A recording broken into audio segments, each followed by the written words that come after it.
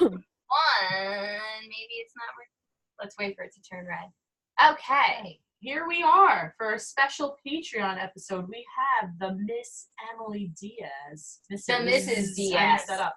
Yeah. Mrs. Emily Diaz, where we're going to talk about marriage, motherhood, and faith, all in a rapid fire way, because we got nice 20 minutes of her time. Right. Awesome.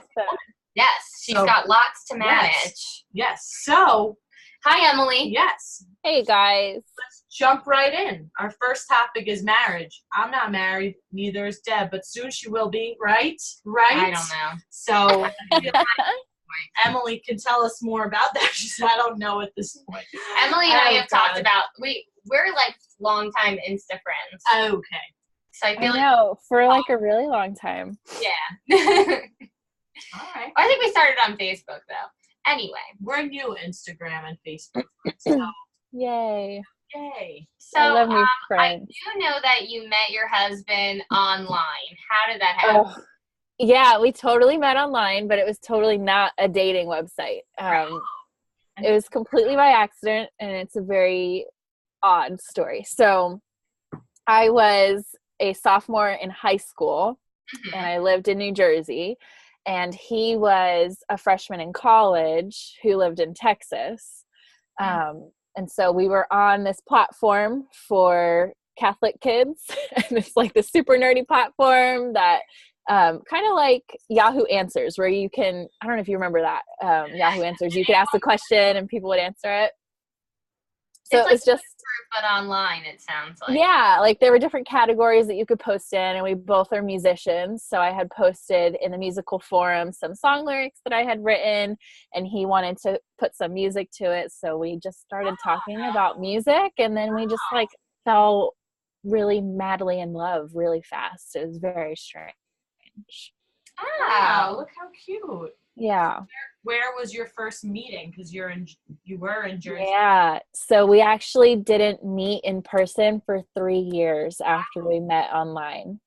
Yeah. So that just like gave you the opportunity to like truly know each other. And yeah. I feel like we really did get to know each other on such a deeper level than you would if you were with someone face to face, you know, and just, we wrote letters, we wrote emails, and we just got to know different parts of each other than you get to know when you're, you know, with somebody.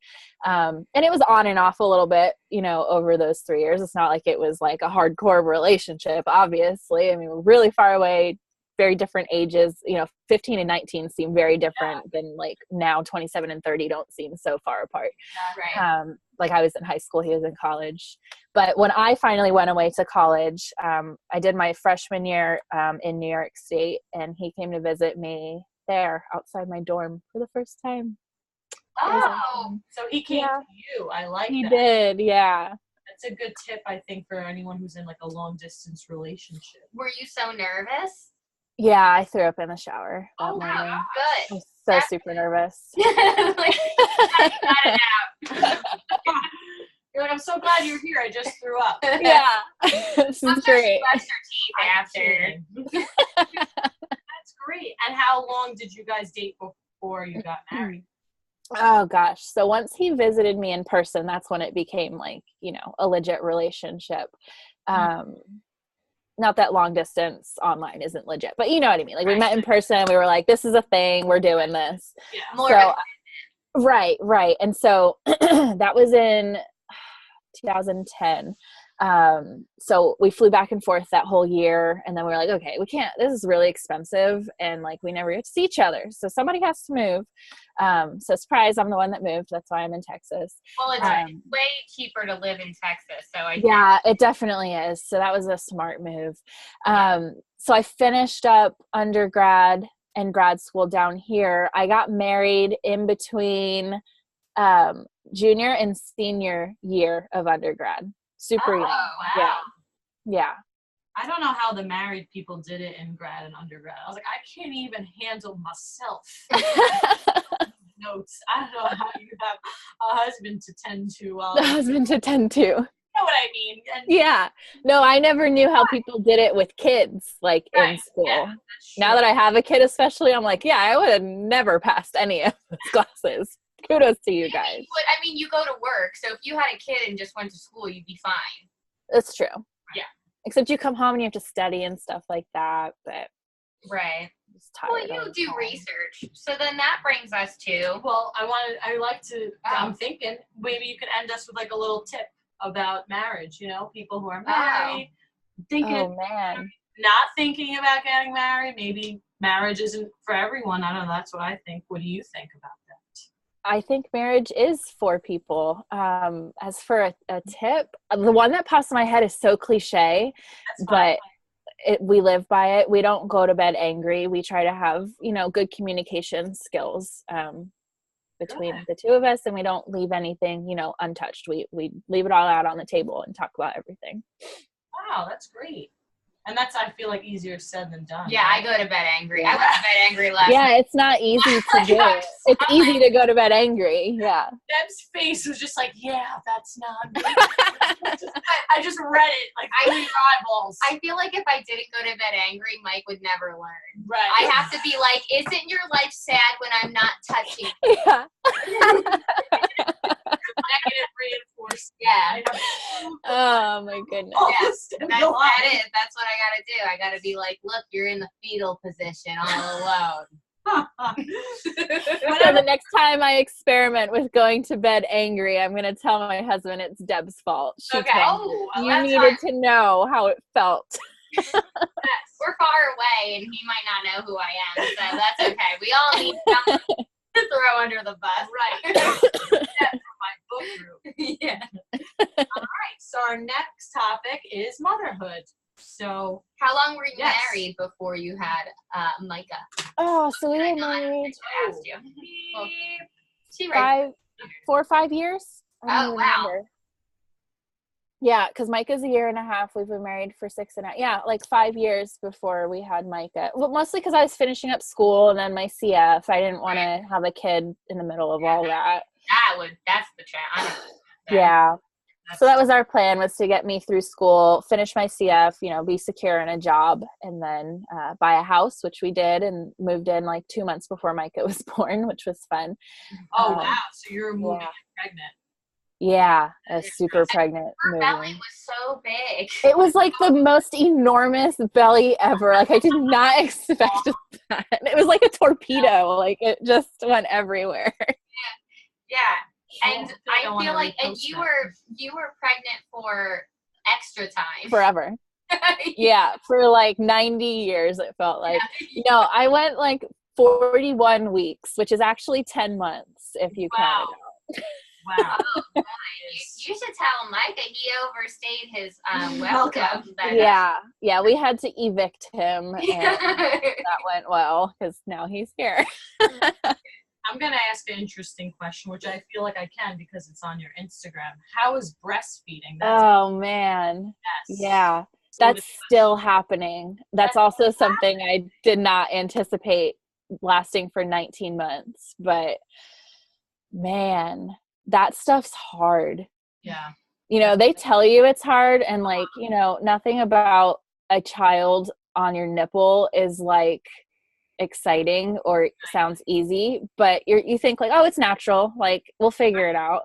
No, that stuff is hard. You got to ask for so much help. Yeah. And then like, consultant. Yeah. I forgot about that. In the beginning, you want it so badly. You're like, I have to breastfeed. And now like he's a year and a half old. I'm like, I make it stop, please, no more. I don't want to do this.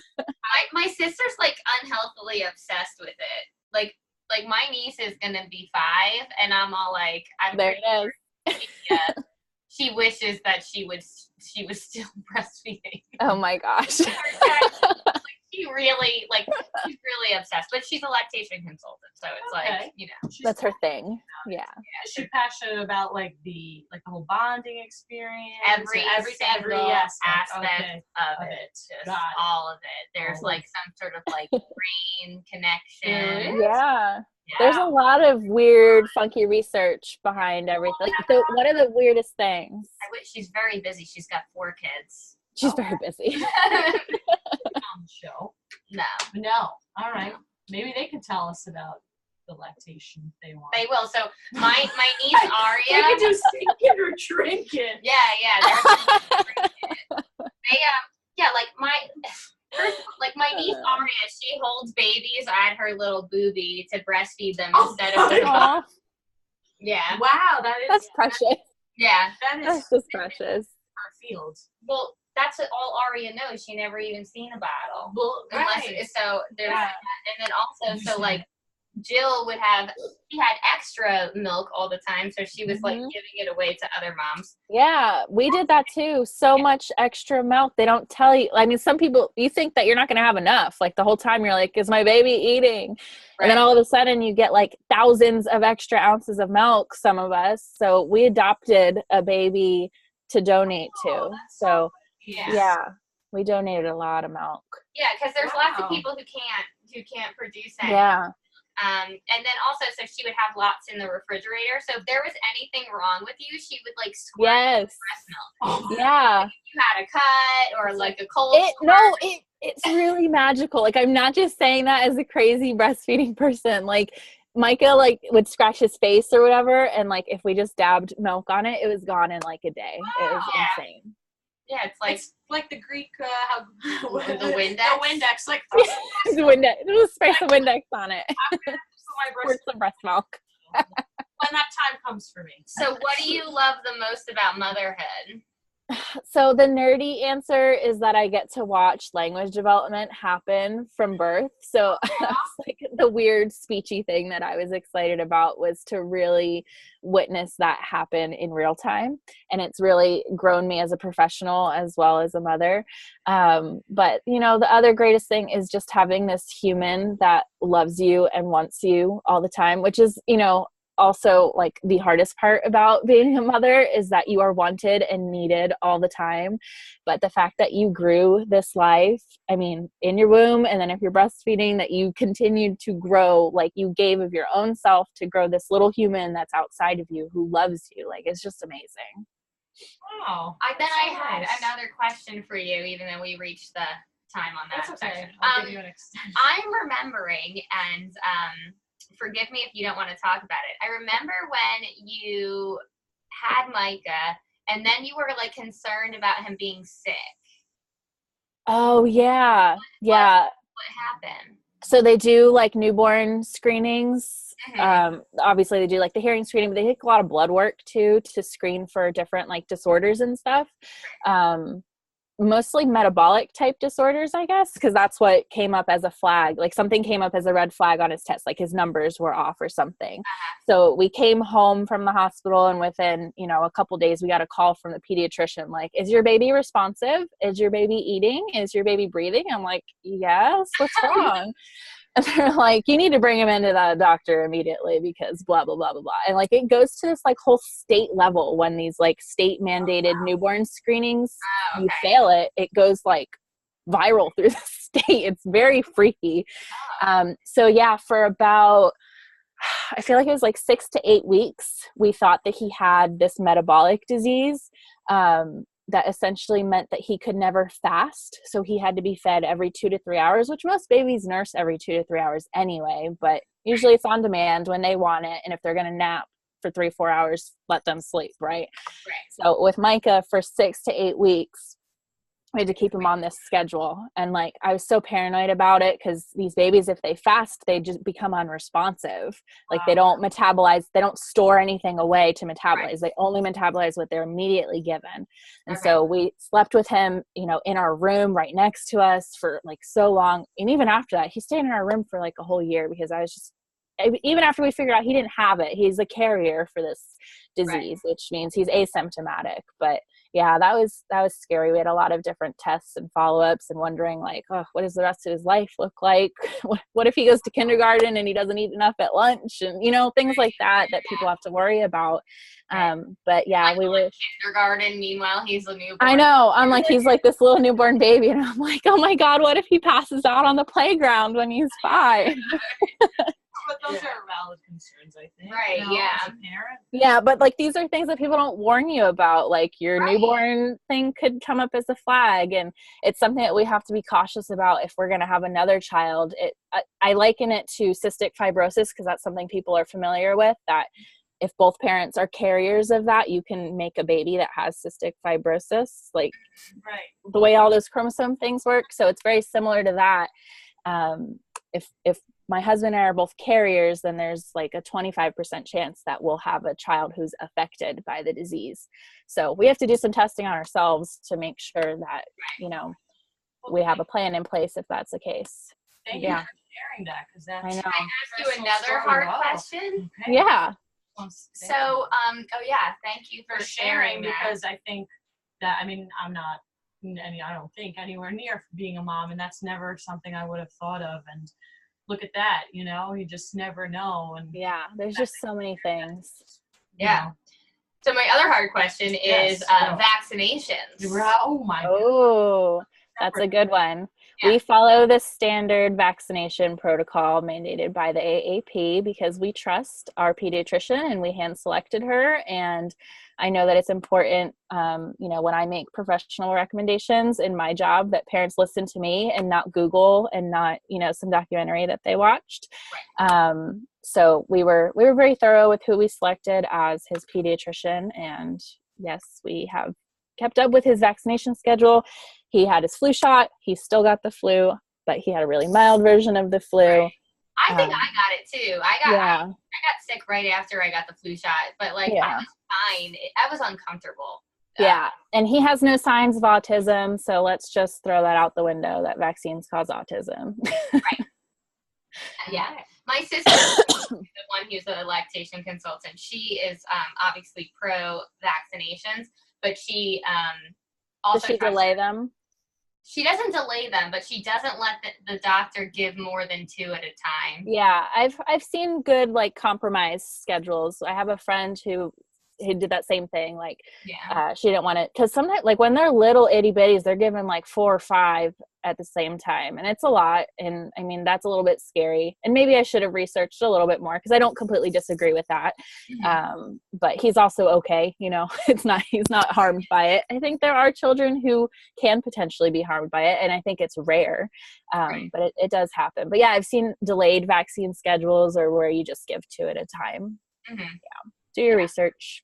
Right. That's all you can do. I think that's the best tip right there. Yep. Do your research and trust your doctor. Right. Yeah. We should also have a whole episode about like books that you would recommend for mothers. Oh man. Yeah. I read a lot of books to help me be a mom. That'll be another episode. But now I want to get into faith. Yeah. So go back to the beginning and then speed us up to now. So like, did you come from a family of faith, or as a teen, is that something that you bought into? Like, where you were? Yeah, no, that I like to see what you did there. No, I was born into, so I'm Catholic. So the term we use is cradle Catholic. Like you're born into a family who is practicing Catholic beliefs. Like we went to church on most Sundays. My mom enrolled us in CCD, religious education. I made my communion. I made my confirmation, blah, blah, blah. But really, like, I didn't know anything. Like, I was just going through the motions. My family wasn't super, like, involved or invested, but I found a really good youth group program when I was in high school. And that's really where I got the buy-in, you know, to be really involved in my faith. And then that's what led me to meeting my husband, because the online platform was the international youth group that both of our parishes had subscribed to, like a curriculum of sorts. So he had that same, it's called Life Teen. He had it at his church. I had it at my church. And now we're still very involved with it. My husband is the youth director for our youth ministry program at our church here. Nice. I was in a church youth group too. Yay! I was friends with everyone in youth group, so I would go, but I was really going for mini golf. She went for the food and for the fun. Catholic. I was, I'm Greek Orthodox. So, but the youth that I hung out with was Reborn Again or non-denominational Christian. A lot of guitars. Yeah. Acoustic music. A lot of bands too. I was always like a punk rocker in high school, and that was like kind of a youth group thing too. Yes. Yeah. A lot of Christian rock. Yeah. Yeah. So, how does your faith like shape your life as an adult, as as a family, but also as an individual? Yeah, it shapes everything. So we've always, it's another cliche, saying, but keep Christ at the center. And that's something that we try to live by, personally. I want to make sure that everything I'm doing is, centered on Christ, that it's never for me. It's not self-serving or self-seeking, stuff like that. In our marriage, we make sure to stay Christ-centered. In our parenting, is this a Christ-centered way of parenting? Yeah, just kind of everywhere, trying to make sure that, we keep that as the focus in our life. Wow. Do you find that sometimes that could be difficult to do? Oh yeah, it's really hard to do. And it's really easy to lose perspective on that. Like when you become too of the world and, you start comparing yourself to other people, or you start getting greedy, or, things like that, or there's tension or there's stress, and you just have to remember why you're doing everything that you're doing. And, we have a lot of goals in our life, like to become debt free or to, have a bigger family, but none of those things are possible without Christ. So keeping him at the center of all of our decisions has been important in our life. Wow. And do you curse? I do. Great. Yeah. I like Jesus, but I cuss a little. Good for you. I read an article that it actually helps you like reduce frustration or something. Like you're less. Oh, that's awesome. Yes, I know. I read also something about like more intelligent people do curse more frequently, but I don't know if that was like a self-serving argument. That was a Facebook article, which I'm like, I don't know. I think I read it somewhere else. I don't know. Yeah, okay. And I feel like people always bring it up, and I'm like, you're just bringing that up because you were like, one thing that I'm smart.